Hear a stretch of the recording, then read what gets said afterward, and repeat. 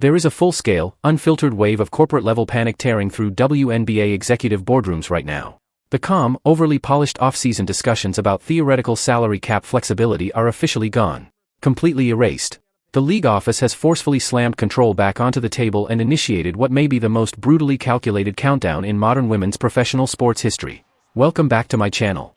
We do not entertain fabricated media narratives or emotionally driven fan theories here. We operate strictly on hard reality, corporate leverage, multi-million-dollar cap structures, and ruthless executive decision-making. I need your complete focus. Lock in. Eliminate distractions. Because what the WNBA has just quietly released behind the scenes is not ordinary information, it is a structural shift that is about to permanently reshape the Eastern Conference. For months, the entire league has been functioning in a dangerously passive state, distracted by drawn-out collective bargaining agreement negotiations. Meanwhile, the Indiana Fever front office believed they had the luxury of time to plan, time to negotiate, time to control outcomes. That illusion has now been shattered. The league has just dropped a synchronized, high-impact scheduling bomb that changes everything overnight. As you guys can see here, WNBA Communications. The WNBA Expansion Draft 2026 presented by State Street Investment will be taking place on April the 3rd on ESPN. Oh, let's go. So, the WNBA 14th and 15th franchise. Now listen carefully to the finality behind this official announcement. This is not just another date, it is a deadline with consequences. April 3rd is the official trigger point for one of the most volatile events in league history, the expansion draft. The arrival of Portland and Toronto is not symbolic, it is strategic and aggressive. These are not financially limited franchises trying to build slowly. These are heavily funded, venture-backed organizations entering the league with full-scale intent to disrupt immediately. Billionaire ownership. Empty salary caps. Zero hesitation. They are positioning themselves like precision-driven corporate predators, scanning every existing roster for exploitable weaknesses. And right now, no team is more exposed than the Indiana Fever. Let's break down the reality. Expansion draft rules do not allow full protection. Every team is forced into sacrifice. Every general manager must expose valuable assets. This isn't optional, it's mandated. You are literally placing key players into an open market environment where aggressive expansion teams can extract value instantly. That creates instability, tension, and internal pressure across every locker room. And for Indiana, the situation is extreme. They have one of the most explosive offensive systems in the league, but limited protection slots. Caitlin Clark must be protected.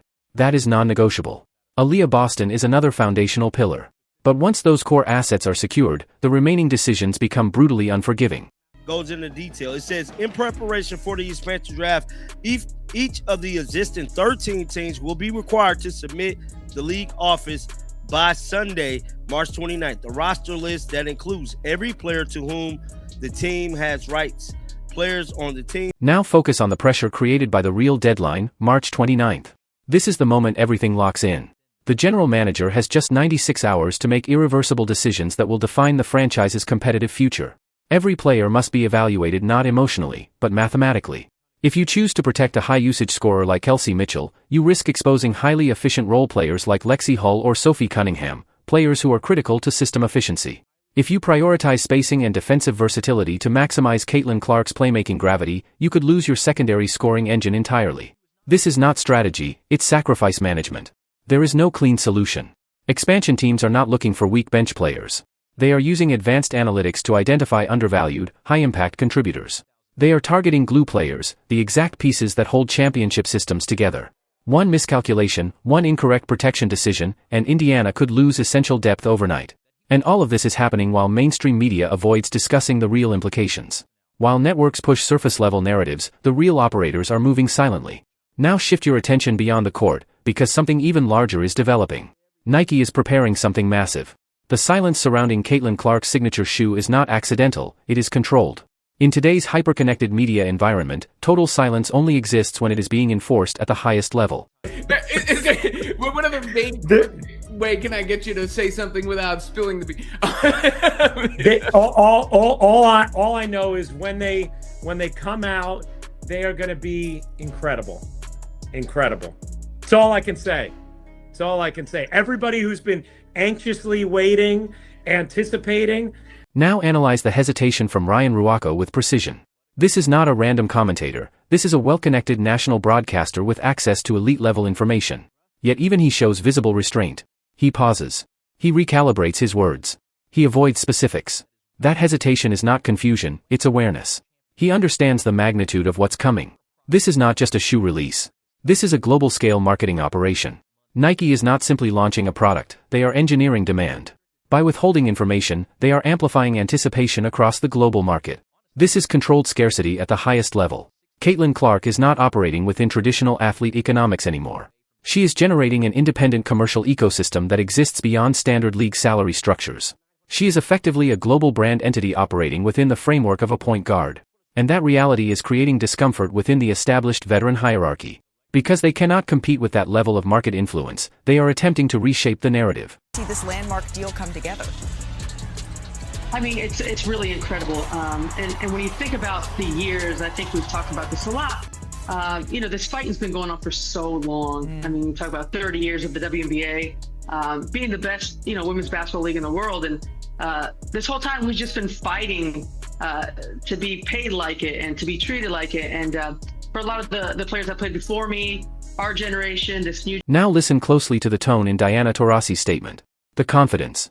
The certainty. But when you break it down, the logic collapses. Claiming that legacy veterans are solely responsible for the league's financial breakthrough ignores the actual economic timeline.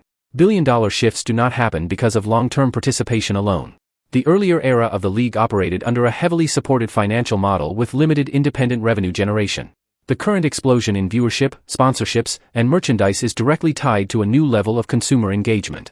That surge aligns precisely with the rise of Caitlin Clark. She has driven ticket sales, television ratings, and global attention at an unprecedented scale. The financial growth we are seeing, the increased salary cap, the new contract structures, is directly connected to that momentum. Yet, despite this clear shift, some voices within the veteran establishment are attempting to reposition themselves at the center of the narrative. But the market does not respond to narratives, it responds to demand. And the demand is undeniable. The expansion draft is approaching rapidly. Executives are under pressure. The Indiana Fever front office is navigating one of the most complex roster decisions in recent memory. They must protect core assets, sacrifice valuable contributors, and prepare for a market shift driven by a global-level product launch. This is not just basketball anymore, this is high-stakes corporate strategy in motion. Welcome to the new WNBA reality. If you want sharp, analytical, no-nonsense breakdowns of the sports business world, stay locked in. Hit subscribe, drop a like, and step into the top tier of informed viewers.